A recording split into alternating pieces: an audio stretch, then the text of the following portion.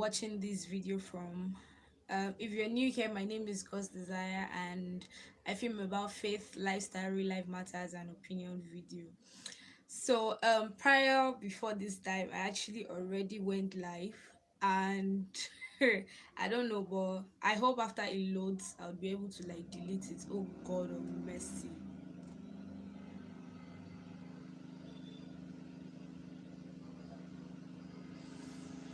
I hope I'll be able to like delete it off.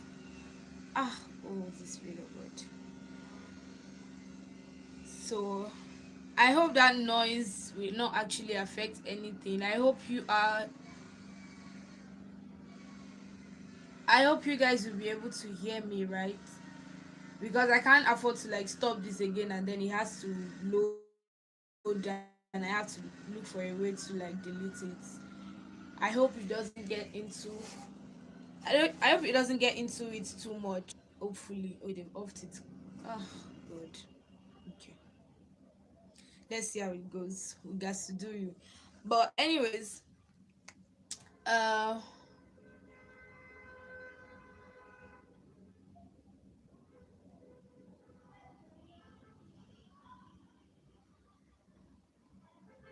so I actually hope, I'm sure that time mistakes are actually permitted. First time mistakes are permitted. Like this is my first time doing live and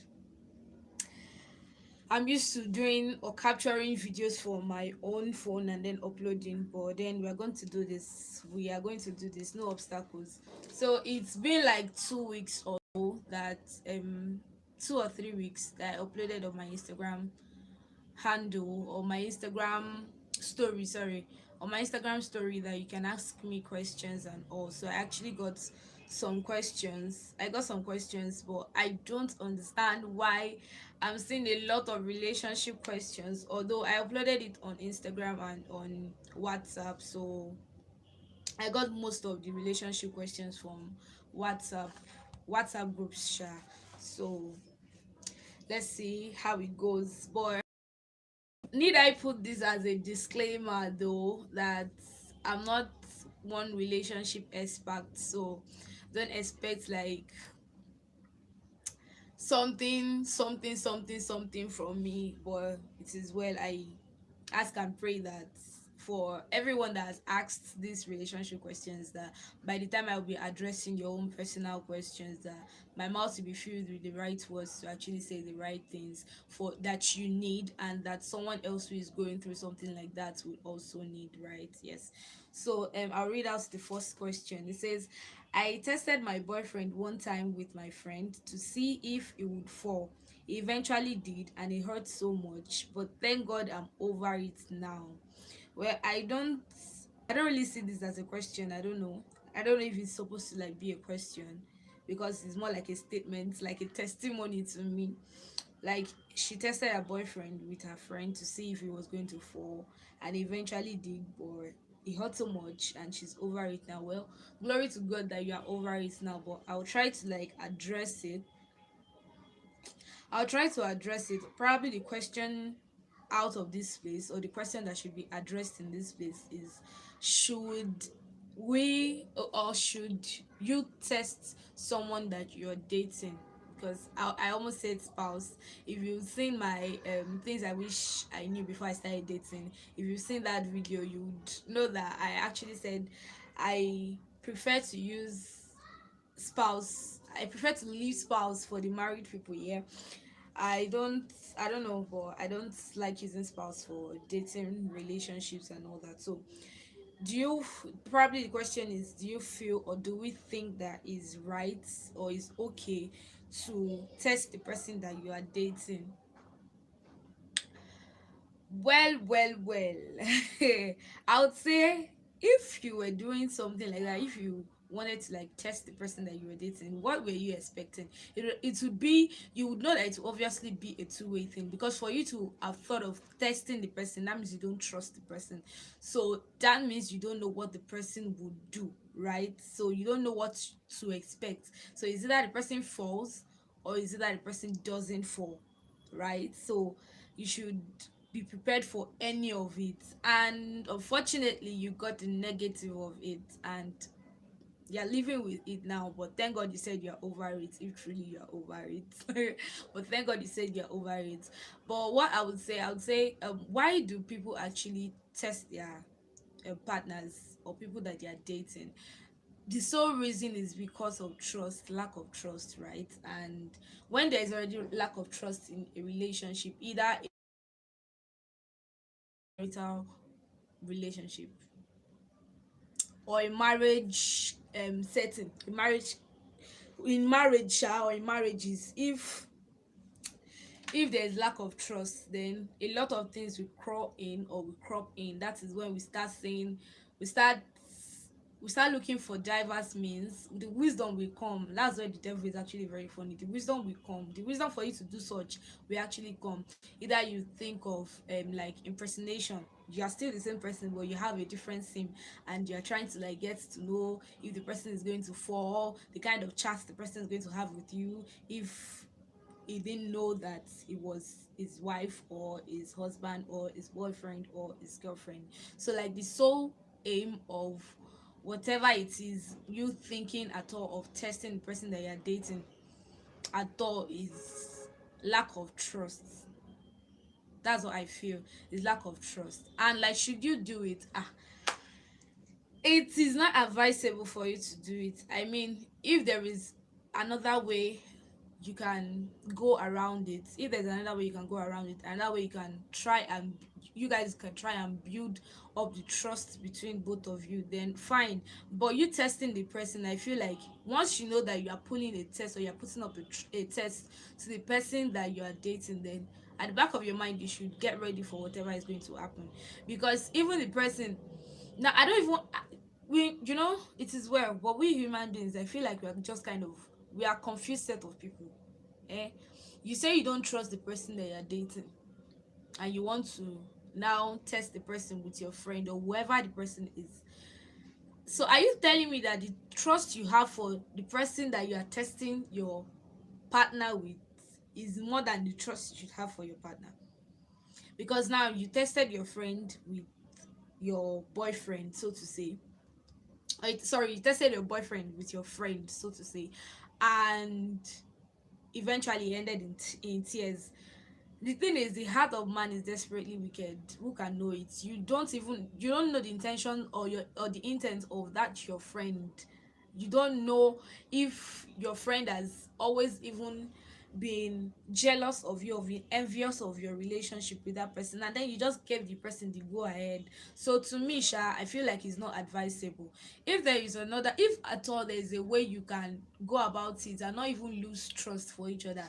But if in a situation where like the trust has already been damaged, the trust already have loopholes, and then you want to look for a way to like know if you trust the person or if the person is trustworthy, then I feel like there are other ways that you can go about it rather than that. Because doing that alone, even if you guys don't have any any situation or anything prior to that time that would warrant you to say you've lost your trust for your partner, and you just, sometimes we ladies can be so funny, and you just be like, I want to know. Like, you get a guy who isn't cheating, and you'll be like, but why is his own different? Probably he's doing it, and yeah. What? Oh my god. I'm still using it, Tobe. I'm Dave. David. I'm live. I'm live. I'm still using it. I'm live on YouTube. I'm still using it. What do we do? I can't. I can't stand up. Let's say like 15, 20. Is it much? Thank you. Sorry about that. Where were we? I've forgotten. But like, okay, I think I was saying we ladies can be very funny. Like, you get a guy that seem not to be cheating or seem not to be doing what seems like the norm for men, and you're like, Are you sure this guy is not doing something that I don't know about? You just want to know, and in the bid for you to know, or in the bid of you knowing, you try and make some funny plots, and if he boomerangs or he bounce back at you, then you get heartbroken and that's it. But at the long run, it is that it was you that looked at it and drew trouble to yourself. Trouble was sitting, trouble was lying, and you went to draw it to yourself. So if there are definitely other healthy ways that you can, I won't even say test your partner's trust because it doesn't make sense, but rather like build, you both should build trust between yourselves. And one of the ways is actually communication. If there is anything, communicate, right? Communicate, have deep communication, because this is the person that, if eventually it is a yes and you end up signing a forever contract with whatever thing you're going to do. I mean, are you going to like bring someone to test your husband, because as of that time it would have been your husband, so your husband that you have signed a forever deal with, yeah, are you going to bring somebody to come and test him?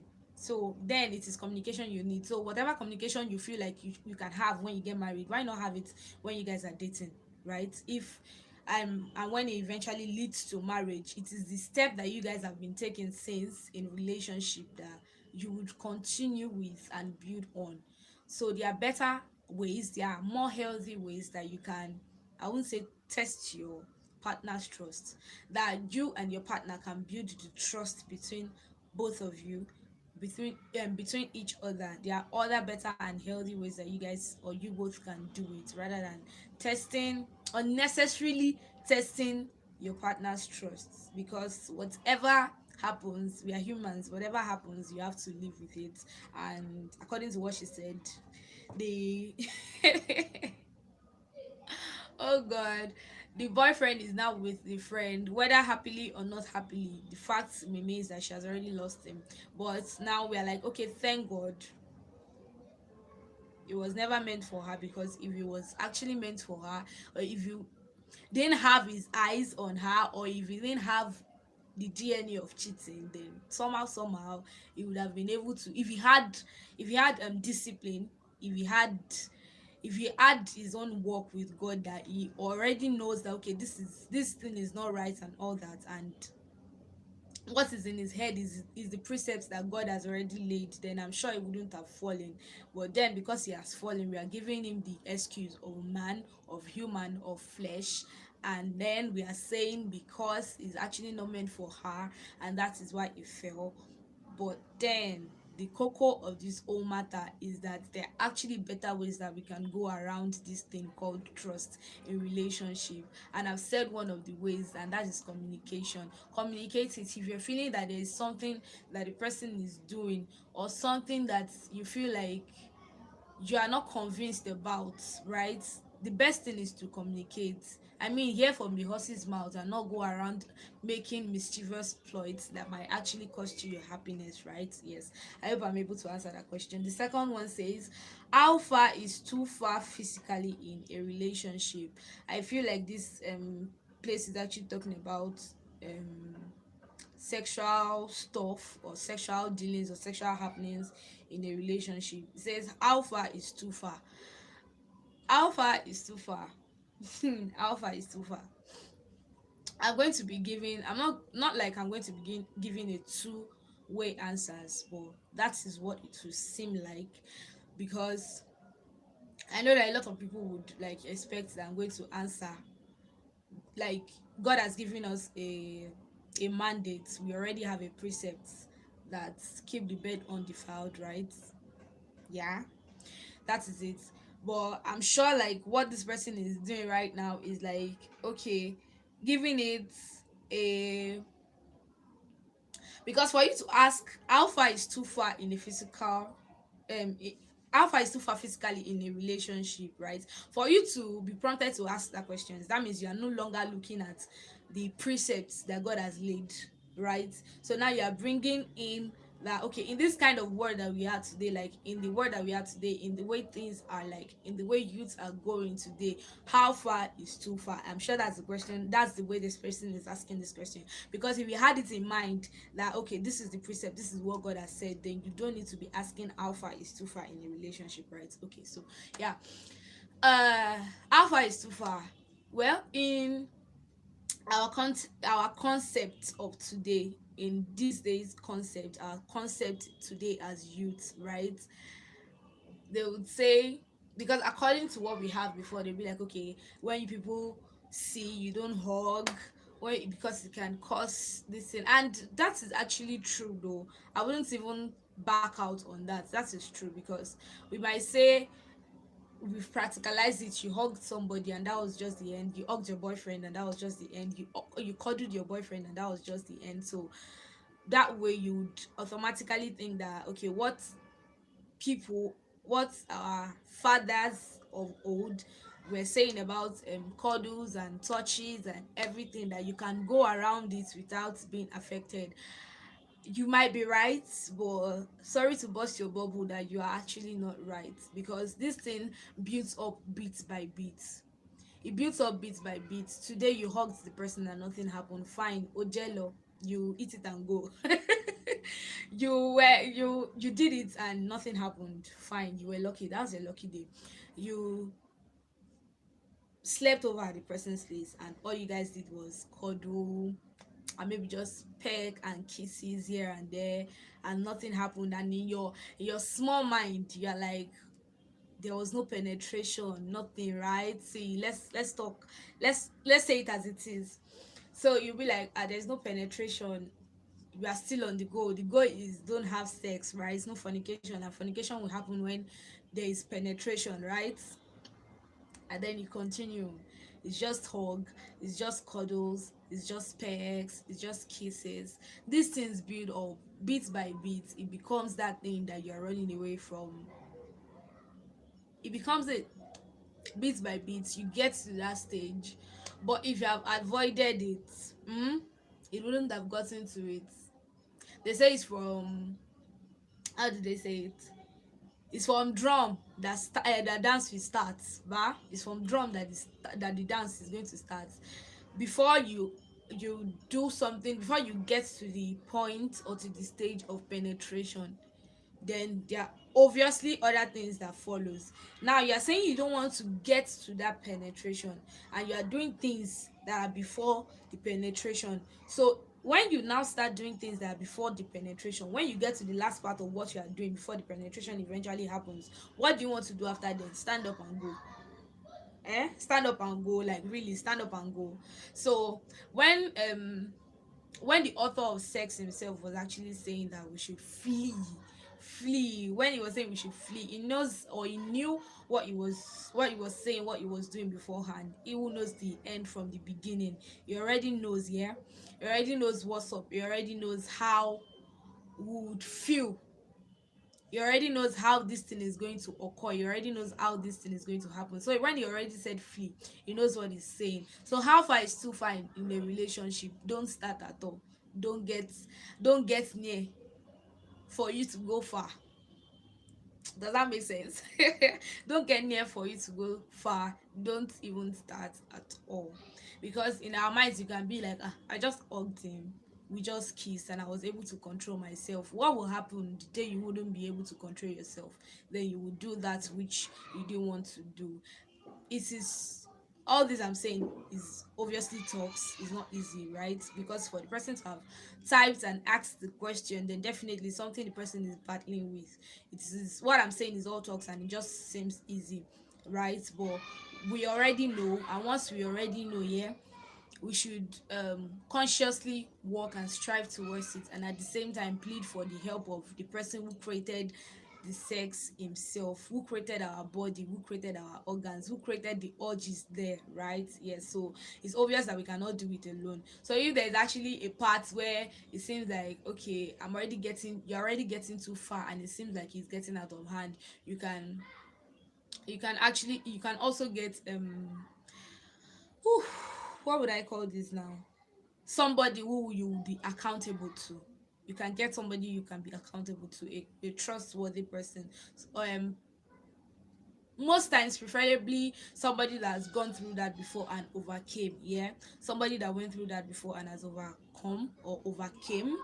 So you can have somebody like that to be accountable for, okay, this is how it's happening now, okay, this is it, this is that. And the Lord is our combined strength, because we are all in this together. We are all youths, and we are all in the stage where even things that happen in the world will be like, okay, why is this happening, and can we do this, what is wrong and what is not wrong. And even the ones that obviously is wrong, we still want to like find a way to maneuver ourselves around it and claim that it's not wrong. So the Lord is our combined strength together.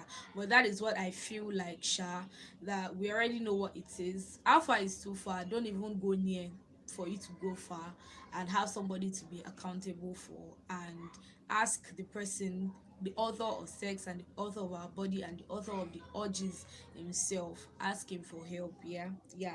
So the third question says, can a Christian date a non-Christian? When I was reading this question, the first question that came to my mind was to ask the person, because sure you would see this, is to ask, you're saying, can a Christian date a non-Christian? Now, can you marry a non-Christian? That's the thing. Can you marry a non-Christian? Fine. This is not to like eliminate the cases where people are led to non-Christians, and at the end of the day, their marriage gets to yield conversion, right? Then the person is converted to Christianity and all that and all that. But need me tell you that if you are not led, then you wouldn't even have the strength to overcome whatever stumbles that you guys are going to get through with. Yeah. So can a Christian date a non-Christian? I feel like if you don't want to drink palm wine, then why carry the keg? If you know that you cannot marry a non-Christian, because we should see beyond today. Yeah. If you know you cannot marry a non-Christian, why should you start by dating a non-Christian? This is not to say that maybe the whole idea is bad. I already stated it here, that if it is that you are 100% led, you know that you are led, it's not that you are led by your flesh, you know that you are led, then definitely he who has led you is actually going to lead you through the path to do it. But if you know that it is your flesh that is leading you, please just come back, leave that lane and just divert. Yeah, just divert, because there are a lot of harmful things that can actually be caused by that. Somebody who doesn't understand your faith, somebody who doesn't understand your belief, in your widest imagination, you can be like, no, there's nothing love cannot do, love conquers all. And that you can, in your head, you're already like thinking of the way you're going to preach to the person, that you're going to you're going to convert the person to your own faith and convert the person to your own religion. Well done. What happens in the case where you are not able to do that? Because they say iron sharpness iron. Hello, Dave. Yeah, David, I'll bring it when I'm done. I'll bring it when I'm done. I'm almost done.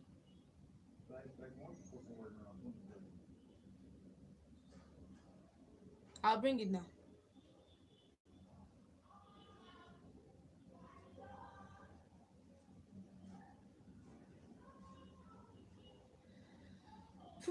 Okay. So it said that iron sharpness iron. Sorry about that. I didn't even say that. My manners. Iron sharpness iron. And so one would actually supersede one. In the case where you are not strong enough, and what if it's the person that actually sharpened you to their own faith, what would you do? I don't know if you understand what I'm trying to say. So, what you know that you cannot get far with, please don't even start with it. If you know that you are not being led, that is your flesh that is leading you, or you are confused about the voice that is leading you, maybe you should calm down and listen to the voice that is leading you first. So, if you know you cannot marry a non-Christian, why should you date a non-Christian, right? So the next question says, what is the best relationship advice you can give to a youth? The best relationship advice I can give to a youth is that there is no formula. Okay, there is no formula to these things. The only thing that you should be conscious about is the mandatory one that God has already said, the mandatory precepts that God has already laid. Yeah, that is like the only one that we have to focus on and we have to see. But like every other thing that you like hear that you have to do this to get this, you have to do this to get this. There is no formula. What works for A might not work for B. What works for B might not work for C. So understand your own self. Understand the person that you are dating. Yeah, and you guys should always know that okay, what God says should be what leads you people in your relationship. Yeah. Then 5, the next question says, I'm currently in a relationship with this guy. I love him so much, but he has issues with me talking with my ex, and I don't know what to do, and I've made him to understand that there is nothing between us. Well, for the person that you are dating, this person is obviously a female, for your boyfriend to actually have issues with you talking to your ex, that means there is something almost extraordinary about your communication, right?